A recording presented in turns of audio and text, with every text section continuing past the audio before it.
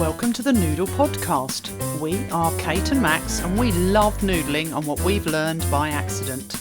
This podcast is a space where we share how we get the best out of ourselves and the people we've worked with. In today's episode, we talk about career zigzags, cliffs, wiggles and wobbles, and the one thing you need to do if you're going to make a career leap.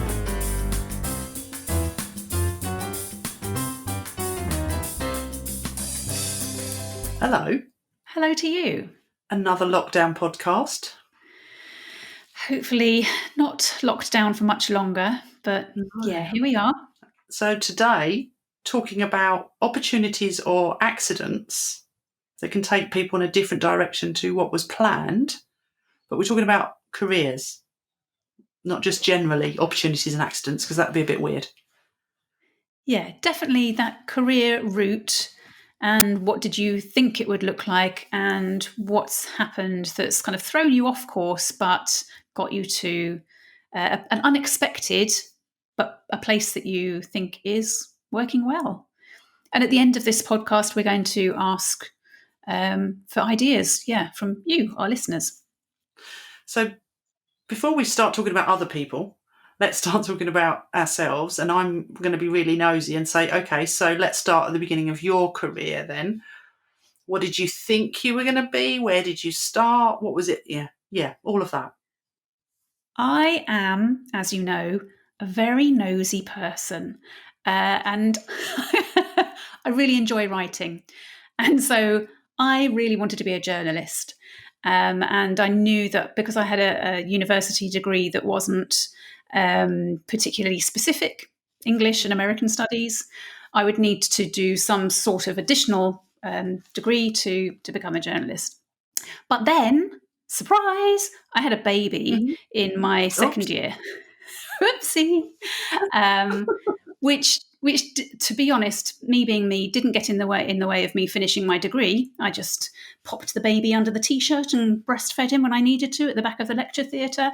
That was all good. But It did mean my ideas for the career that I thought I was going to have had to change, because I was going to need to get a job and earn some money. So I went into temping, and that actually really was good. I had a manager who was fantastic, spotted some potential in me and got me to do some marketing work. And that kind of led through to me getting a marketing degree later on. And when we talked about the other stuff that happened since then, but it definitely wasn't what I thought it was going to be. What about you? So I haven't got a degree, listening to your selection of degree type content that you've got there. So I did have a place at university. I was going to go and be a PE teacher. We might come back to the sport thing. I was going to be a PE teacher. Then I thought, maybe not. Then I was going to be a bioscientist. Then I thought, maybe not. So didn't really want to do sport all day. Didn't really want to do test tubes or science all day. Then I got a job as a project manager, working for a aeronautical company, but I didn't start that either because I had that sort of sense that it just wasn't right for me, and I pulled out about a week before I was supposed to start, and I, a bit like you, I went temping and started temping. Found out quite early on I was quite good at organising people and leading people. By accident, found that out. And that kind of just accelerated quite quickly. So before long, I was running teams just because I was pretty comfortable with working in an environment where people didn't know what to do. And I was quite happy to go, let's have a go at this, let's try that, and just herd people along. So, accidentally leading from the start. It's interesting, isn't it? Because we are talking about accidents that have happened, but also decisions we've made. And just recognising that even when it feels like there's too much to choose from or not enough to choose from, you still have choice yourself about what to go for and what not to go for. And that's something we encourage in a lot of the people we work with who might be feeling stuck, is to think about what does the career trajectory look like that you thought you'd be on, and what's happening that's different to that. And are you okay with that? Are you aware that it doesn't have to look like the career ladder we're taught often from an early age, that you must get more qualifications and more experience and go up and up and up? There are plenty of different career paths, career patterns. What do you think your career path has looked like then? Mine has been definitely more of a zigzag or a wiggle, maybe. So I think each time I felt like it was a step forward in terms of stretching me, but I often changed context. So I try and keep some things the same, but also go for some new things. But I guess it's only when you look in the rear view mirror that there's logic to some of those moves, because you kind of go, oh yeah, I moved from doing lots of things in a small firm to doing less things but in a big firm. So those sort of moves where you recognize that different environments will shape you in a different way, give you experiences to do different things. And I think I went from leading teams to then leading people through change to leading sort of organizational change, so that there is the logic there, but it meant I didn't just go up the ladder. There wasn't an obvious path, because I would have to be running a team in a department that needed to change in order for that experience to come. So each time just looking for something different. What about you? Would you say yours was a... I think it's a little bit of a zigzag, because I've changed industries, and also from marketing to HR to consultancy, coaching, and so on. So I think my zigzags, the points of the zigzags, are going up, but they're also points at which sometimes they stay as a bit of a blob. I've stuck it out for quite a long time before going, this isn't quite right. What can I do? What's open? What's available? I was working in a large organisation at one point where I knew I'd kind of got as much as I wanted from what I was doing. I had no idea what to do next. And so I used our company satisfaction survey, if you like, to look at which team in this big organisation likes really working here the most. So we had like an engagement index. And I picked the manager of the team that I could see got the highest scores for having the most engaged people, and kind of camped outside his office until I could see him, and just asked him if I could shadow his team for a bit, find out what was going on.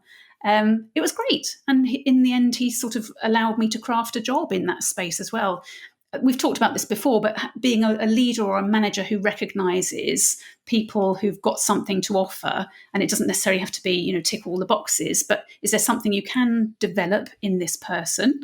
What is it that they bring that's good, that's a bit different maybe to the team, that could strengthen them? So yeah, my career path, I guess, maybe it's been more of a spiral, a sort of upwardsy spiral. Oh, and then there was a big cliff where I jumped off a cliff, but luckily landed onto a different cliff. Do you know what I mean? And that can happen, can't it? When people find something has knocked them off course that they didn't necessarily choose.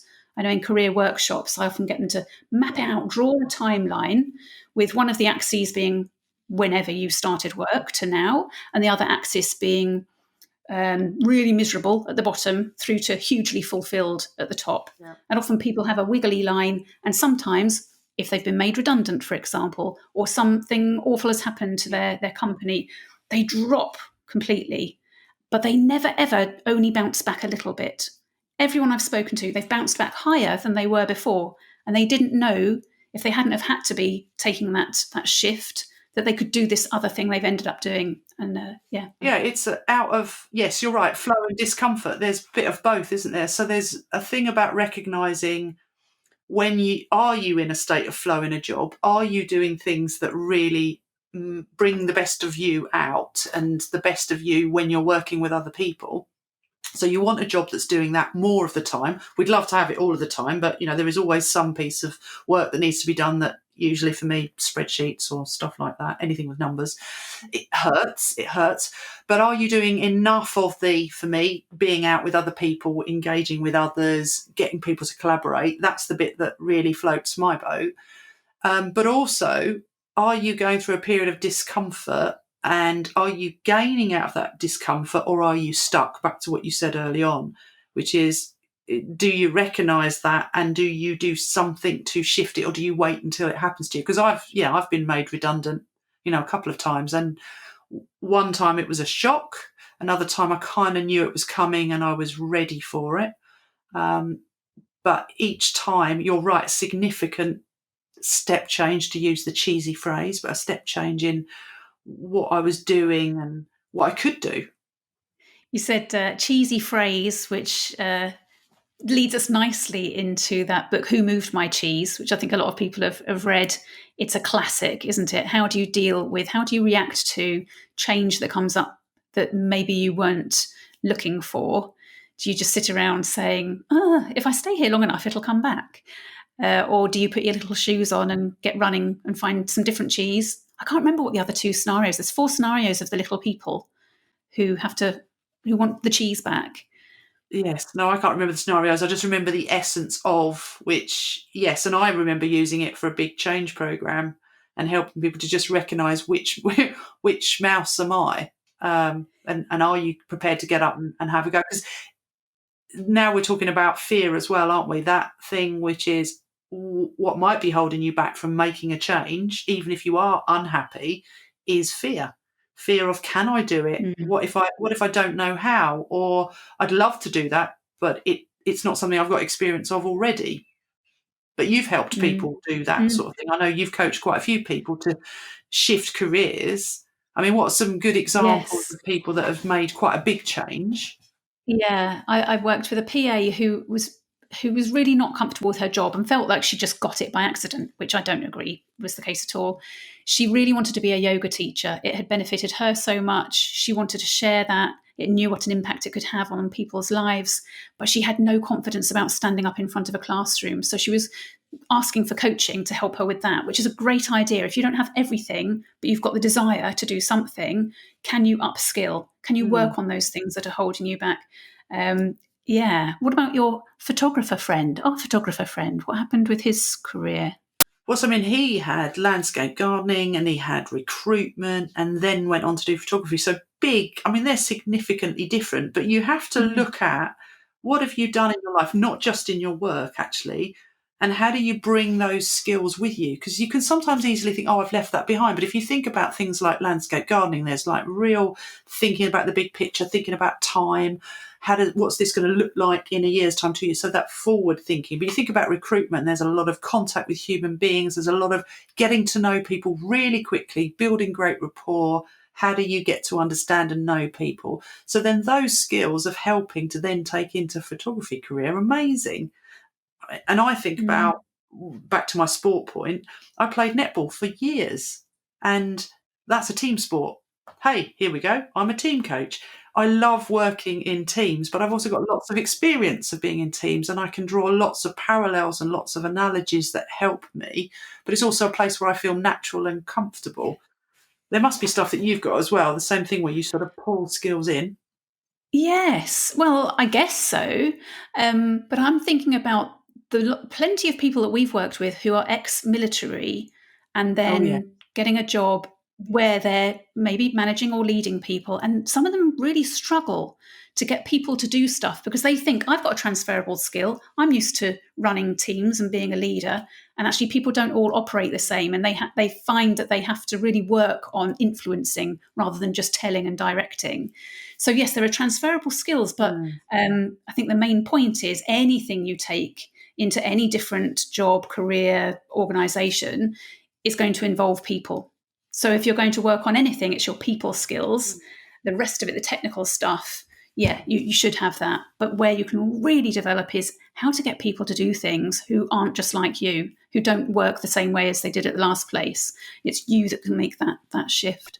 Important things from today's conversation, I guess, recognizing that a career does not have to be something that is perfectly planned out, and that, as you said, people skills will stand you in good stead wherever you go. So learning how to be better influencer, able to encourage collaboration and include inclusive environments, and being a great manager to work for, that's going to Mm. stand you in good stead whatever you do.